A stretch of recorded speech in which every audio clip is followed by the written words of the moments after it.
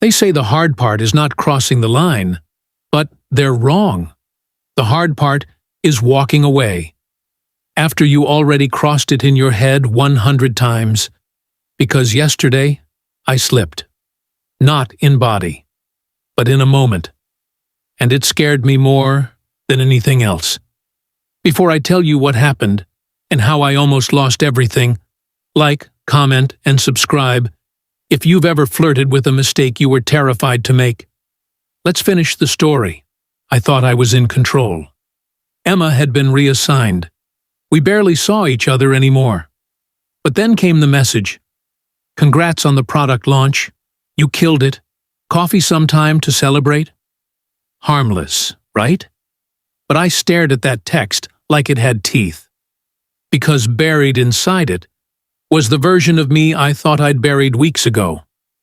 I said yes, not because I wanted to cheat, but because I wanted to feel like I wasn't disappearing in my own life. We met at a busy coffee shop. Public. Loud. Safe. But then we talked.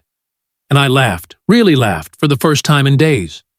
She asked if I was happy, and I didn't answer. That silence? That was the moment. Not the kiss, not the touch. Just the space where truth should have been and wasn't. That night, my wife and I watched an old movie we used to love. She leaned on my shoulder, like always.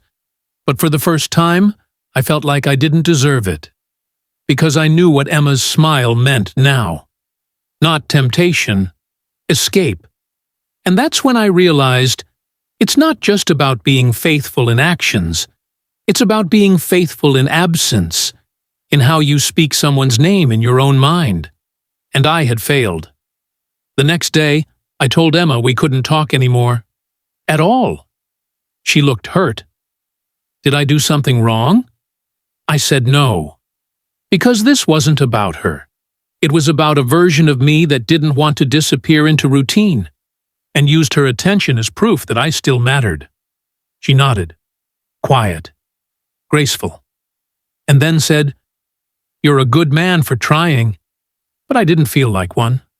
That night, I sat my wife down, and I told her, not everything, but enough, that I'd let myself drift, that I'd been distant, distracted, and she didn't yell. She just asked, "Do you still want to be here?"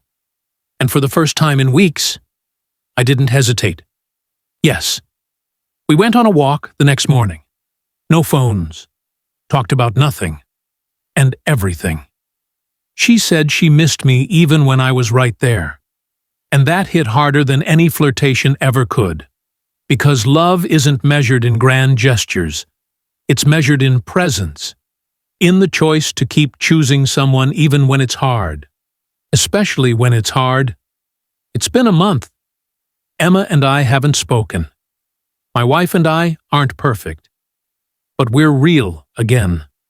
We show up. We ask the hard questions. And we tell the truth even when it shakes the floor beneath us. Because that's what intimacy really is. Not fantasy. But staying through the tension until it becomes something stronger than desire. Trust. So I'll ask you this one last time. Have you ever come so close to the edge that the only way back was to admit you were never supposed to be standing there? Tell me in the comments.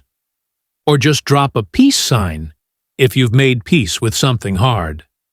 And if this story left something in your chest, like, comment, and subscribe for more real, raw, and honest stories. Where mistakes don't define us, but how we face them just might. This is Hidden Realms Reddit, where we tell the stories that almost never get told, and learn to walk away before it's too late.